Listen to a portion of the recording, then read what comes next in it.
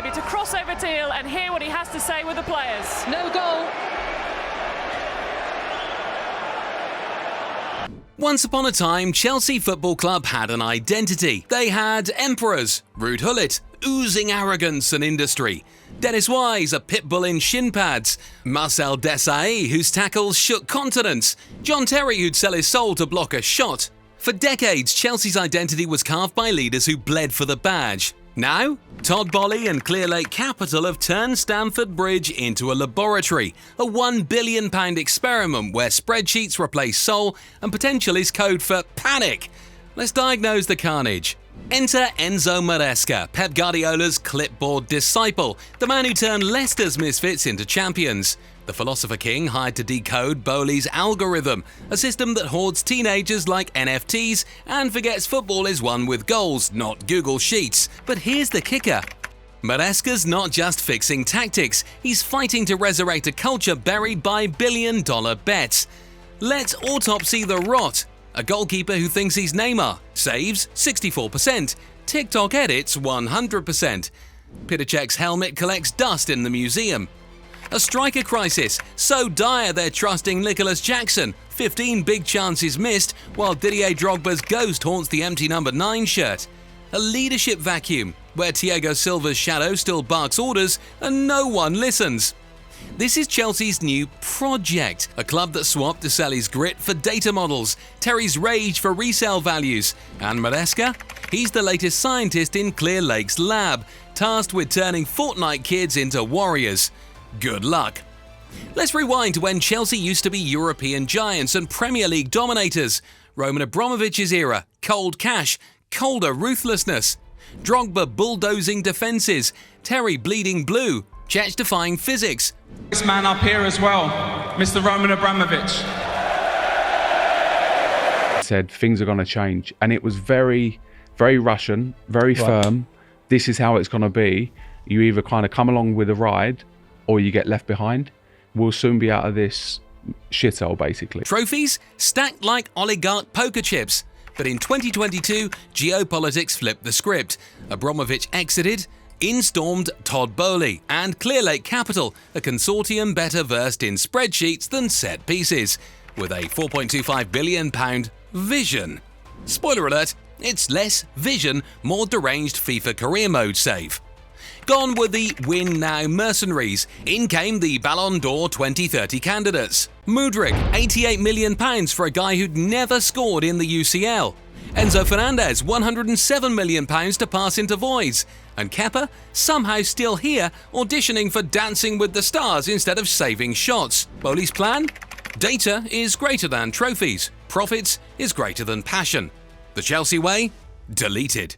But here's the kicker. Clearlake didn't just buy a club, they bought a cult of assets, not athletes. A cult where resale value trumps leadership.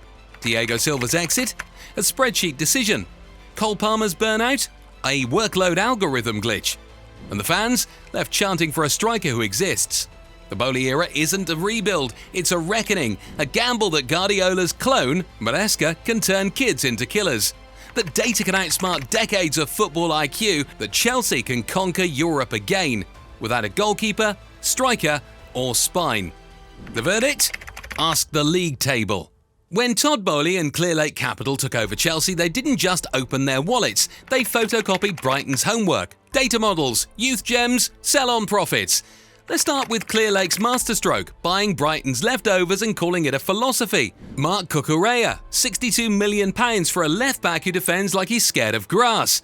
Enzo Fernández, £107 million for a metronome in midfield. At the 2022 World Cup, he was Argentina's heartbeat. A £10 million revelation dictating play, spraying passes like Picasso with a paintbrush.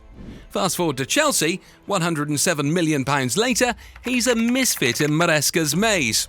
Why? Because Clearlake bought a quarterback and forced him to play wide receiver. Enzo thrives in deep chaos, orchestrating transitions with a surgeon's precision. But at number 10, he's shackled. No Drogba to target, no Lampard bursting into the box, just Nicholas Jackson, who can't finish a sentence, let alone a cross. So now, Chelsea's record signings recycles possession like a bored librarian. Safe, sideways, sterile. The World Cup hero reduced to a £107 million poster boy for bad data. What? Oh, pickable! Whoa! Do it again, pickable! Pickable! And the worst part? It's not his fault. He's just another cog in Clearlake's broken machine. And the pièce de résistance? A goalkeeper union auditioning for America's Got Talent. Robert Sanchez, £25 million, prioritises TikTok footwork over saves.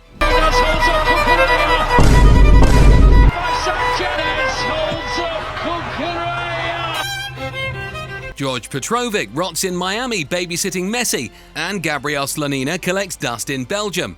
This isn't a vision, it's football's greatest Ponzi scheme. And Maresca? He's the accountant holding the receipts. Meanwhile, the injury curse hits harder than a Diego Costa tackle. Nkunku?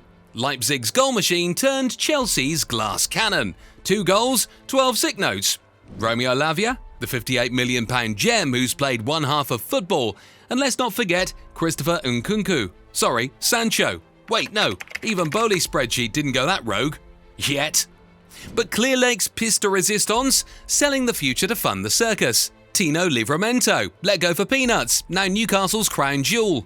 Billy Gilmore, Brighton's midfield maestro, bought for £9 million after Chelsea said, "Who needs passing?" And Ruben Loftus-Cheek, shoved out the door only to win Serie A with Milan. Whoops. So here's Chelsea's Brighton 2.0 plan. Buy high, sell low, loan into the void. Meanwhile, the real Brighton, laughing their way to Europe.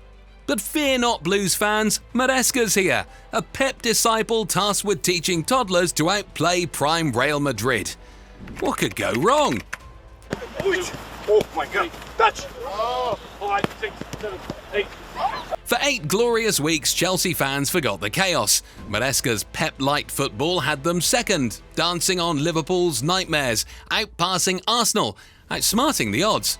Palmer, a £40 million scorer, conjuring goals from nowhere. Then came Everton, a scrappy draw, and the illusion shattered. Cole Palmer isn't just old, he's Arctic. 9 games without a goal, 4 months without an assist, and the cruelest twist? He's creating chances for fun, 32 in 14 games. But with Jackson and Nkunku up front, it's like serving caviar to pigeons. Wasted. Before we move on, I'd like to ask you a small favour. If you appreciate this content, please take a second to like this video and subscribe to the channel. Over 98% of you watch the videos without subscribing. It costs you nothing, but it makes a huge difference to us. So, did you click the subscribe button? Great, thank you so much. Now, back to the video. Maresca's system? Built on wingers who can't cross and strikers who can't finish. Nicholas Jackson runs like a racehorse, sometimes finishes like if the ball had eyes it would cry. Nkunku? More bandage than bully. And when your only goal threat is Palmer, a man stuck in his own personal Sahara, even relegation battlers like Everton smell blood. The numbers don't lie. Chelsea's attack is a crime scene. Maresca's intricate build-up? Pointless when your final ball is a Hail Mary and your strikers treat the box like a no-go zone. Remember when Anfield trembled? Now even Brentford's bus drivers park comfortably. The collapse isn't a blip, it's a blueprint. Maresca's midfielders pass sideways like they're paid by the touch. The defence? A Kepa tribute act. Thanks, Sanchez. And Palmer? Double marked into oblivion. His magic suffocated by the weight of being the only adult in the room. 1 win in 6, 5 points off 4th. A free fall dressed in Clearlake's data-driven clown suit. Chelsea's future isn't bleak, it's blinding. A pipeline bursting with Estivo, Brazil's Machino, Kendry Paez, Ecuador's teen magician, and Andre Santos, the midfield destroyer South America fears. Add academy smarks like Josh Achempong and Tyreek George, and suddenly Clearlake's project doesn't look so mad. But here's the catch, talent alone doesn't win titles, leadership does. And right now, Chelsea's dressing room has less grit than a sandcastle. Michael Ballack once said in an interview about why Chelsea was so special at that time, he said he played together with 6-7 national team captains at Chelsea. The leadership was phenomenal. But then came Chelsea and I had immediately the feeling, I was talking to Jose Mourinho, they had big targets to win the Champions League, and all these combined with London, I made the decision for Chelsea. This is something that was really special to play with 6-7 national team captains. That was an interesting group, but as I mentioned with Jose Mourinho, there was a coach who stands out, you know, of all these characters in his way. And he was leading the team in a certain way. You trusted him. That's really important, that the team trusts the coach. Today, they've got a captain, Reece James, who's injured more than Sanchez's confidence. Thiago Silva's exit left a hole no data model could fill, and while Alfie Gilchrist bleeds blue, asking a 20-year-old to lead this circus is like making a toddler CEO. The solution? Borrow from the past. Buy a colossus, a defender who barks orders, not Instagram posts. Or protect your own. Get a watchdog for Reece James. After all those injuries, he needs help. This makes sure he can't do anything without being double-checked by someone who watches him like a bodyguard in where he goes, what he eats, and what time he goes to bed to rest the right way. Even a mosquito won't be able to get him injured.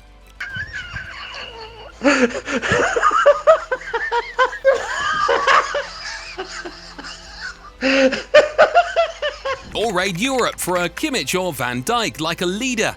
Winners who'd rather bleed than lose. Because Maresca's tactics mean nothing if his squad crumbles at the first shout from a Sean Dyche reject. Imagine it, Estevo terrorising fullbacks, Santos shielding a defence led by a new Silva, Paez threading passes to a proper striker. The bones are there, but without leaders this project is just a pretty skeleton. Chelsea's history wasn't built on wonder kids, it was built on warriors. And until Clearlake learns that, their £1 billion revolution will remain a glorified science experiment. But talent means nothing if your strikers treat the box like a minefield. Jackson runs like a racehorse and sometimes finishes like if the ball had eyes it would cry. And Nkunku? More bandage than bully. The fix? Buy a killer. Victor Gyökeres, 38 goals for Sporting. Victor Osimhen, chaos with an end product. Or gamble on John Duran, a £40 million pitbull who died for a tap-in because potential tastes stale after 12 open net misses. And let's talk goalkeepers. Sanchez thinks he's Edison, dribbling, passing, forgetting to save. Petrovic, the only one who actually stops shots. So Chelsea loaned him to Chelsea's loan home Strasbourg. Bring him back! Bench Sanchez and pray Clearlake's data nerds finally learn goalkeepers should stop goals, not trends. Chelsea's DNA isn't coded in spreadsheets, it's carved in Munich's rain. Hire Peter Cech as DOF, make Lampard train attackers, let Drogba teach Jackson to bully, not flop. History isn't a museum, it's a manual. Use it. Chelsea's DNA isn't coded in spreadsheets, it's carved in Munich's rain. It's etched in the blood of warriors who fought not for data points but for glory. Leaders like Terry who bled blue, legends like Drogba who turned chaos into crowns, titans like Cech and Lampard who rewrote history with grit, not algorithms. This is Chelsea, not this hollow replica. This remedy isn't complicated. Hire Cech to resurrect the boardroom soul. Let Lampard drill attackers to finish, not flinch. Unleash Drogba to teach Jackson to bully, not beg. History isn't a museum, it's a manual. And the answers? They're there. Written in the mud of Stamford Bridge, the sweat of Cobham, the tears of Munich. The question isn't how to fix Chelsea, it's who they want to be. A club of spreadsheets and sales targets, or a fortress rebuilt by its goods. Clearlake's choice is simple. Swallow pride and return to the roots, or double down on delusion, chasing ghosts in a £1 billion graveyard. Let me repeat, please. History isn't a museum, it's a manual. Place your bets, Todd. The world is watching.